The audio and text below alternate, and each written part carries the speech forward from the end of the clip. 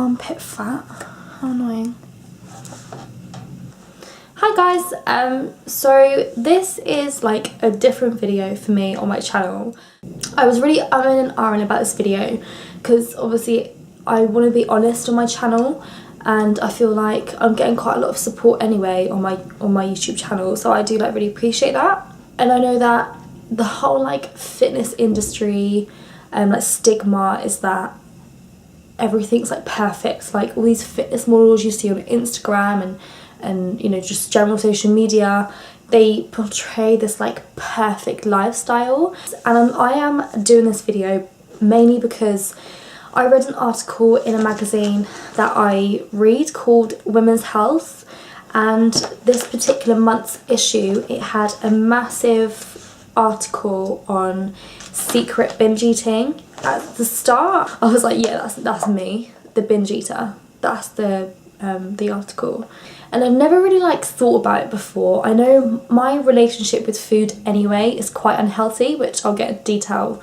I want to do a video on this, like to sort of let my supporters know and my subscribers and whoever's watching this. You might not even be subscribed to my channel, but I feel like even if I help one person, then I feel like I've done something. And even if, you know, I want to inspire people, and I can't inspire people if I'm not being true to myself. Posting pictures on Instagram of all this healthy food that I'm eating, but I don't show you the other side of me, which is the side where, yeah, I eat this healthy food, but there's other times where I binge eat and I buy, you know, boxes of chocolates and I eat it all myself, and I feel ashamed because of it after. I feel really guilty, and my relationship with food is so unhealthy. I don't even know where to start with it. I wouldn't say any point in my life is where it started. I remember when I've always been quite addicted to sugar, and I know human beings are biologically like driven to sugar. I have the worst sweet tooth, and I feel like when I was younger, you know, the only thing that I sort of could control was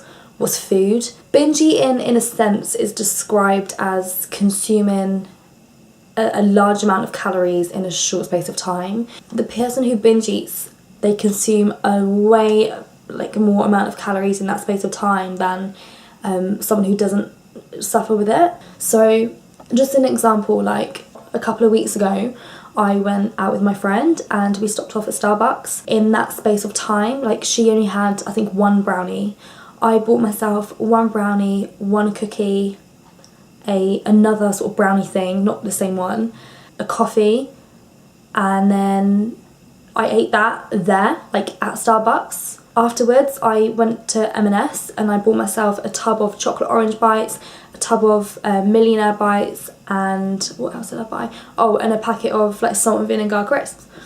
So I ate the three like things from Starbucks and I ate it within that space of time. I went home, say half an hour later, and I ate the whole pack of crisps in the space of like 15 minutes. Like, it was a big bag of crisps. I'm not even like kidding you. It's a big bag of crisps. I ate the whole lot in like 10 minutes, and then I started eating the chocolate mini bites and I started to feel sick, and I thought, I can't eat anymore. I'm gonna leave that. And in my brain, when I feel like I've had enough, and or I tell myself, you know, like one more, I'll have one more. Like, something in my brain, I can't stop eating. And the difference is like with binge eating, and like I don't purge afterwards. I just have the feeling of guilt and the feeling of like I feel ashamed of what I've done.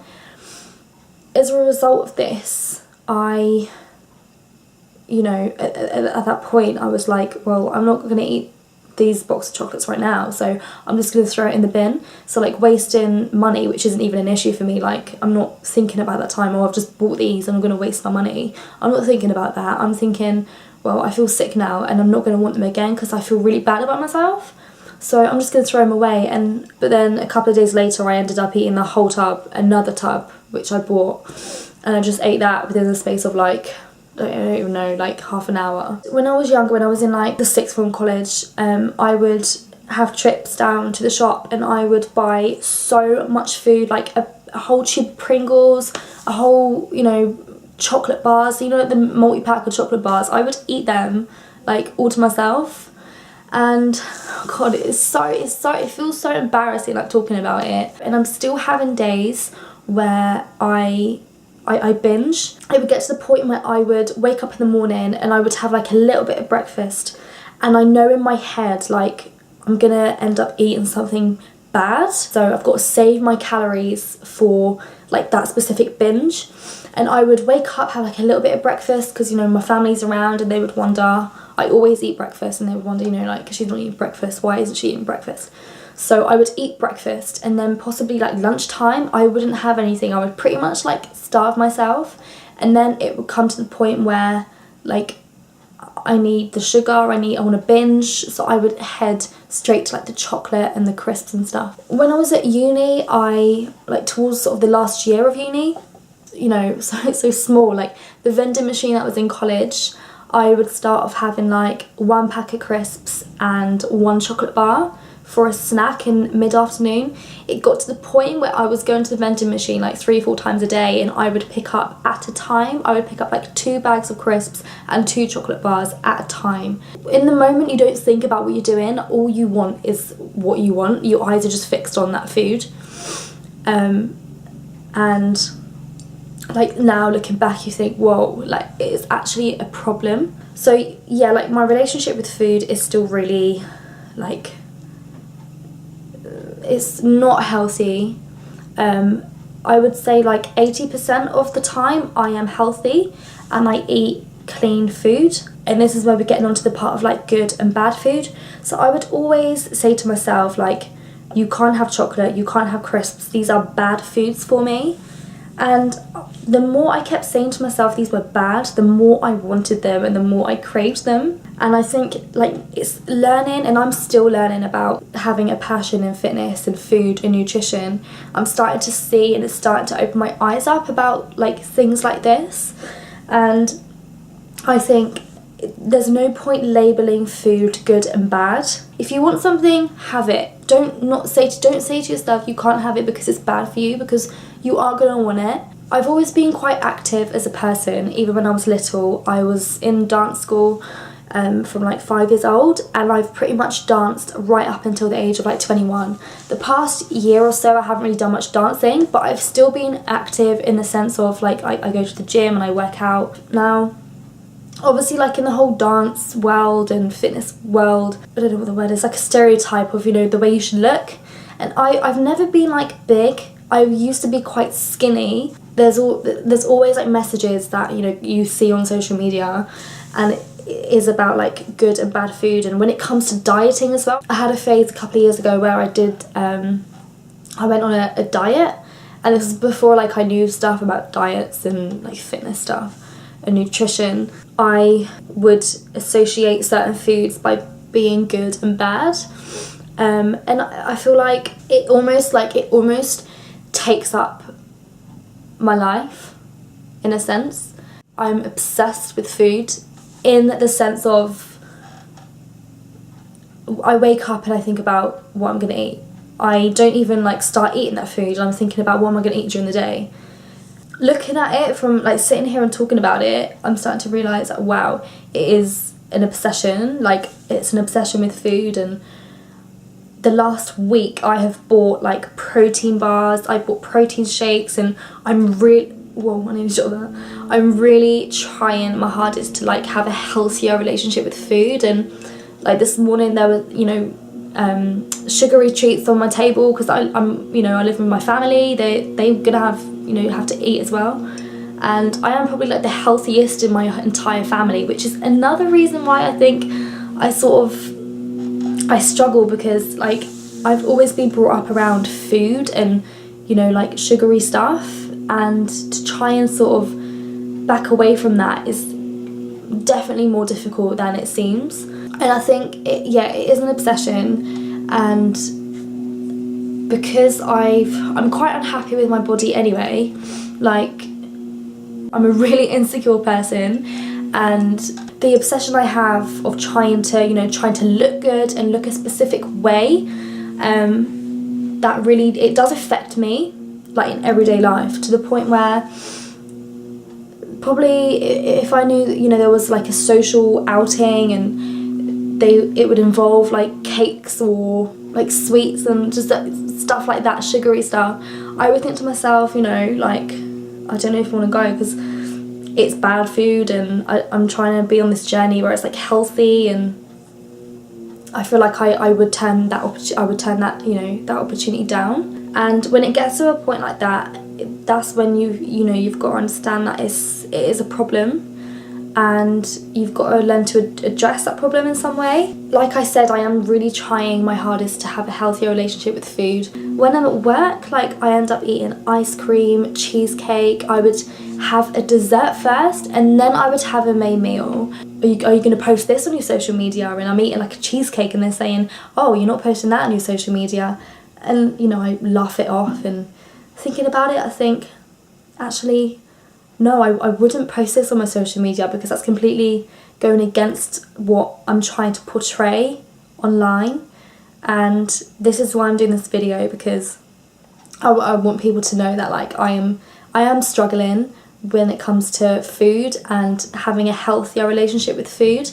And I'm currently on an 8-week challenge at the minute, and with that I am counting my macros. Now, there's been times in the past where I have counted my macros, and although I know what I'm eating, like, say I do eat like half a pack of biscuits, I wouldn't count that in my calories, because I just think, oh, I don't want, they're gonna think I'm, greedy. Or it is hard, because I could easily like demolish a whole pack of biscuits, and I have done, and then my mum turns around and she's like, have you already eaten that? A couple of weeks ago I had an entire tub of cookie dough ice cream, and I had a really good healthy breakfast, I had a healthy lunch. Straight after lunch I was craving sugar. That's when I turned to the tub of cookie dough ice cream and I ate the entire lot. I'm not even joking, 10 minutes it went, the whole tub. And my mum said, have you eaten that already? I said, yeah. When it comes to secret binge eating, I would say that I have done that, and I've bought stuff home and hidden it in my bag and brought it upstairs, and I've just ate what was in my bag. The amount of calories I would consume within a short space of time is, I don't even want to know, to be honest, because it's embarrassing, and I do feel ashamed and guilty for it. So I think the whole like healthy fit living is so deceiving in a way. Like, for me, it makes me, don't get me wrong, clean eating makes me feel so good about myself, and every time I consider binging, I think how it made me feel last time, and sometimes it makes me think, hang on a minute, you don't want to do this again to yourself. Sometimes I don't listen to it, and I just, go for it, and I do it, and then, back to square one, and happens again. Doing this 8-week challenge has really opened my eyes up and made me more mindful about what I'm eating. So to sort of like round it off, I do hope, like, if you are watching this and you think, you can sort of relate to it, then please like message me. Like, I would love to talk and like help as much as I can, because I'm still on this journey. I am on this journey, and I have bad days and I have good days, and I'm just like a normal person. I am not this like perfect, human being. I have issues, I have insecurities like everyone else. There is like little tips to try and help beat the binge. So the first tip would be to know your triggers. So keep a food diary and an emotional diary. Now, I do count my macros and I do track what I eat, and emotions do play a big part. I've gone through phases where I've eaten because I'm bored, or because I need a pick me up, and the only thing that has been there for me is food. So know your triggers, know what makes you sort of want to go for that binge, and write it down. Keep it somewhere safe. You don't have to show anyone, it's just for you. Try and like take your mind off it. So if you feel like you want to have something and you want to binge, do something else. Think about something else, play football or play the piano or do some singing, read a book or just something to take your mind off it. The second one is pose a question. Ask yourself what's going on right now. Think about whether you're tired, angry or sad. You don't have to stop eating, but you need to ask yourself why you're doing it. So similar to like the first one. The third one is to eat regularly. Binges can occur as a result of hunger when someone restricts their food, which I used to do anyway. Like I said, I would eat breakfast, then save all my calories, and then just massive binge in the evening. A person will be good all day with their eating, but then feel so hungry that they satisfy their cravings with forbidden foods. So again, going all day without eating and then feeling hungry, or being good all day, like I'm good for breakfast, good for lunch, good for dinner, and then I sort of think, well, I want this food, so I'm just going to eat it, and I eat it, late at night before you go to bed. Not the best idea, and then you feel ashamed and guilty after. The fourth one is take away the emotion. Talk about food in a neutral way and recognise what it does from a scientific point of view. For example, remind yourself that carbs are beneficial because they provide energy, and protein helps to build muscle. And number 5 is to see all food as good in quotation marks. Try eating forbidden foods with other people in public. This can help reduce the assumption that eating forbidden foods is shameful and naughty and something you only feel able to do alone. So that's like little tips to try and help. It's one of those things, like, it's easier read or said than actually doing it and going through it. So like my goal at the minute is to really try and up my protein to make me feel fuller for longer. I have stopped like buying the biscuits, the crisps, because if it's there, you're gonna want it. If it's not around, you're not gonna want it, and then it will just go out your mind. And then if you replace things with like fruits and the protein bars and healthier snacks, then you're more likely to go for that rather than all the sugary stuff. I was going to say bad food, and I thought that's completely not right. So yeah, that is pretty much it. I hope I haven't rambled on too long, but like I said, I do feel like I wanted to sort of share it with you. If you have any questions or anything, please ask. Don't feel ashamed. That is the biggest thing.